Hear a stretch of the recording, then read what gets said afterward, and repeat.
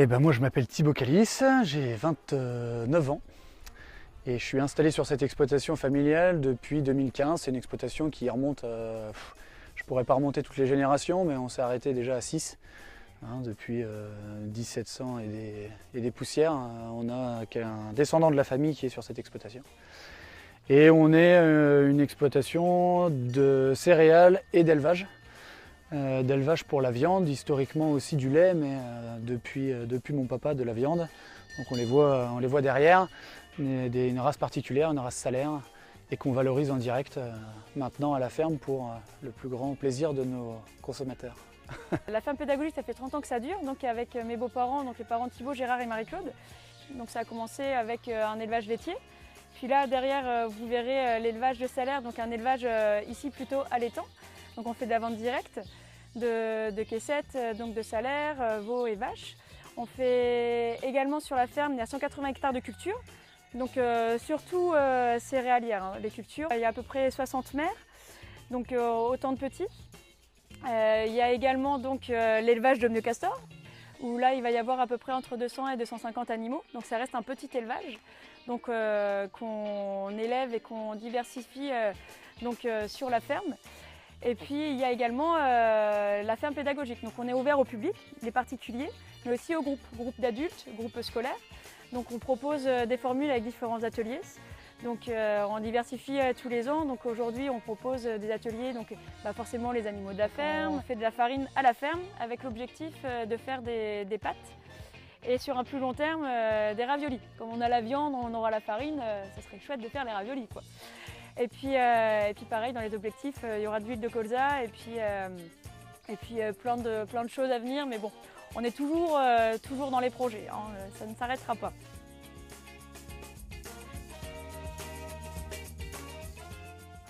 Une ferme diversifiée comme la nôtre, oui, je pense qu'on est pas mal. À côté de l'élevage traditionnel de bovins, on est ferme pédagogique. Donc on a une diversification où on accueille des groupes scolaires, des adultes aussi, des groupes entiers de 50-60 personnes. À côté de ça, donc on valorise maintenant la viande en direct. Donc là, vous les voyez sur pattes de temps en temps, ils sont en plus plutôt emballés, prêts à consommer. Mais et à côté encore, mes parents ont créé un élevage de ragondins, un élevage de Mio-Castor, qu'on valorise aussi bien pour la fourrure, la viande, la graisse, les dents. Donc c'est très riche. Une diversification comme Agricoli, je ne vais pas dire que ça nous convient parfaitement, mais c'est quelque chose qu'on envisage très bien, dans le sens où on accueille du public tous les jours. Donc accueillir quelqu'un pour réceptionner un colis, c'est quelque chose qu'on peut faire aisément.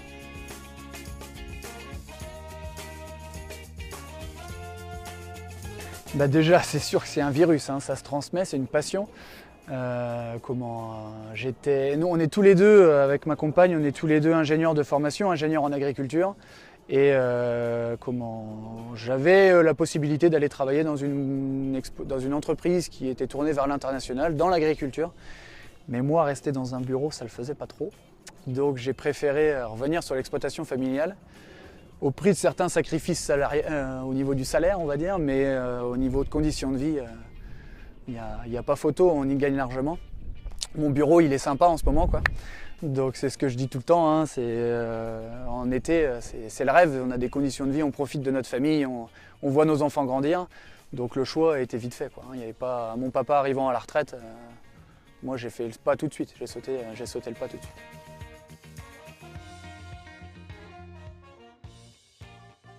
On est libre d'organiser notre temps comme on veut, donc oui et non, concilier vie famille et vie professionnelle, c'est très simple. Moi, en ce moment, c'est la pleine moisson. Ma première fille qui a 2 ans, vient dans le tracteur avec moi, ça lui fait plaisir. Moi, ça me fait plaisir parce que je partage des moments avec elle. Et en même temps, on fait notre métier. Non, mais ça va de pair et en même temps, c'est des vraies valeurs. C'est des valeurs de la terre, des vraies valeurs paysannes, comme on dit, comme les anciens avaient l'habitude de dire. Mais c'est ça, quoi. Moi, ma fille, en ce moment, la télé, j'ai dit, elle est en grève. Tu viens avec moi dans le tracteur et puis on va nettoyer les animaux. Et elle adore ça. Donc, non, vie de famille et vie professionnelle, quand on est agriculteur, c'est la même chose, quoi. Ce qui me plaît le plus dans notre métier, mais je pense que c'est propre à notre exploitation, c'est le fait qu'on accueille beaucoup de personnes et c'est très très riche, quoi. On a du relationnel énorme et on va transmettre notre savoir aux petits écoliers qui peuvent venir, mais on va aussi apprendre d'eux. Pourquoi? Parce que le peu d'expérience qu'ils peuvent nous transmettre avec les animaux qu'ils ont chez eux et quand on peut échanger, c'est très riche. Moi j'adore ça, et quand on reçoit des groupes aussi, en ce moment on reçoit aussi pas mal de camping-cars et c'est des gens qui sont passionnés parce ils sont intéressés par les produits de qualité qu'on peut leur proposer, mais c'est un échange aussi avec eux parce qu'on se rend compte qu'ils ont beaucoup d'idées reçues sur notre métier. Et donc moi c'est ça que j'adore, c'est qu'on peut casser certains codes, certains clichés qui circulent sur notre métier. L'agriculteur pollueur chez nous, il n'existe pas. C'est pour ça qu'on accueille des gens, c'est pour leur montrer comment le métier évolue. Après, le côté difficile là-dedans, c'est qu'il faut savoir ouvrir la ferme. Et ça, c'est pas forcément évident pour tout le monde, je peux le comprendre. On a de temps en temps, on est face à des gens qui ne sont pas forcément très réceptifs au message et au contexte, aux difficultés qui peuvent être rencontrées sur une exploitation. Il faut savoir de temps en temps prendre un peu sur soi pour pouvoir commercer derrière. C'est quelque chose qui est... Au départ, je ne pensais pas appréhender ça de cette façon-là. Mais après, bon, c'est passionnant aussi. On a un métier qui est aussi bien manuel, mais on fait de la communication, on fait du marketing, on fait des choses comme ça pour nous faire connaître. C'est super. Enfin, on est l'exemple type en ce moment, c'est que je ne me voyais pas encore il y a 2-3 mois avec un micro au col et puis à discuter en face de vous, quoi.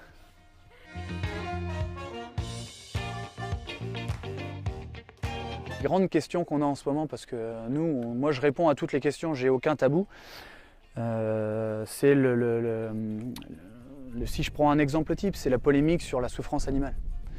Là, si vous tournez votre caméra, vous verrez des bêtes dans des pâtures qui sont 9 mois dans les pâtures et qui, je pense, profitent de la bonne herbe et qui sont loin de souffrir. Bien entendu, l'étape abattage est obligatoire pour pouvoir manger de la viande. Ce qui me gêne, c'est la confusion qu'on fait entre l'élevage et le moment de l'abattage qui doit être le plus concis et avec le moins de souffrance possible.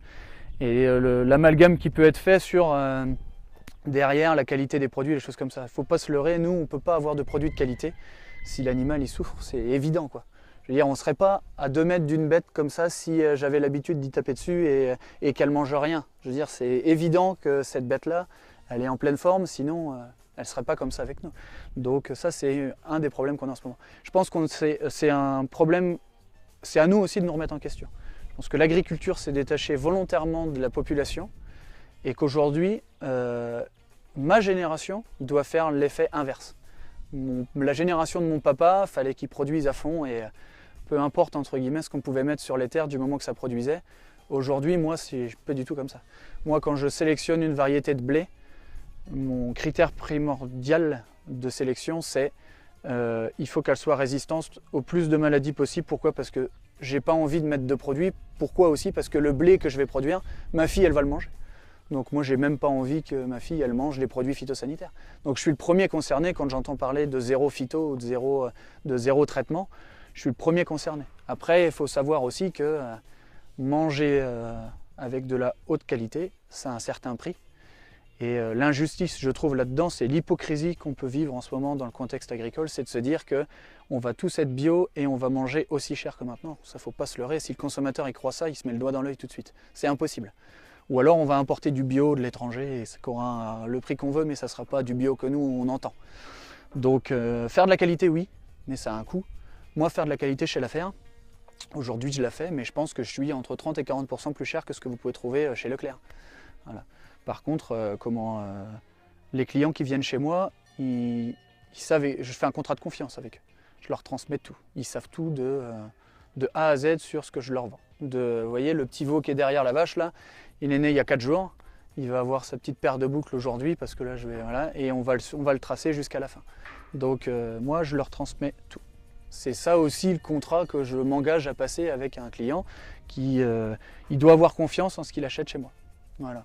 Donc, c'est compliqué dans le sens où il faut accepter de temps en temps s'entendre dire que on travaille mal, même si on essaye de convaincre le contraire et là on leur prouve le contraire. Mais en même temps, moi je pense que les gens qui reviennent chez moi, c'est qu'ils sont contents de ce que je leur propose et de la qualité que je leur propose. Voilà.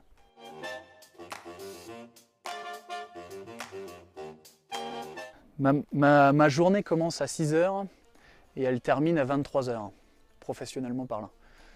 Elle commence à 6 h parce que faut bien se lever pour aller nourrir mes animaux. Donc en ce moment, j'ai aucun problème à le faire parce qu'il fait super beau, je suis en short et je suis pas en tongs, mais concrètement c'est agréable de le faire. C'est sûr que l'hiver, quand il pleut et qu'il fait froid, c'est moins évident. Mais ma motivation elle est simple. Enfin, c'est une passion. Hein. Je veux dire, c'est comme quelqu'un qui va faire du sport et qui ne peut pas s'empêcher d'aller courir. Nous, moi, je ne peux pas m'empêcher d'aller au contact de mes bêtes. Je les connais toutes. Hein, je vais leur faire ma petite caresse du matin. Peut-être pas toutes tous les matins, mais en tout cas une grande majorité. En ce moment, elles vèlent, donc j'ai l'heureuse surprise de trouver de temps en temps un petit veau. C'est super sympa. Et encore une fois, moi, j'ai le plaisir d'accueillir des gens. S'ils viennent chez moi, il faut qu'ils soient heureux, et s'ils me le rendent de cette façon-là, avec un sourire ou en m'achetant un produit en me disant qu'il est bon, et ben moi ça me suffit. Après le salaire, il viendra quand il viendra. Normalement, si on travaille bien, ça doit venir. Mais c'est sûr qu'en ce moment, je ne me lève pas pour gagner des 1000 et des 100, quoi. En ce moment, je me lève parce que j'aime mon métier.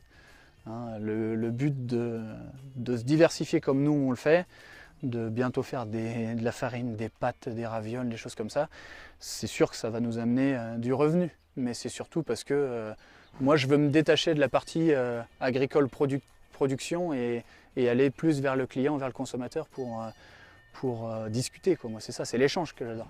J'ai pas, être assis sur un tracteur 12 heures par jour, c'est pas ma passion, c'est clair et net. Mais ce qui me motive en ce moment, c'est ça. C'est que je me dis que je fais quelque chose de qualité. C'est ça qui me passionne.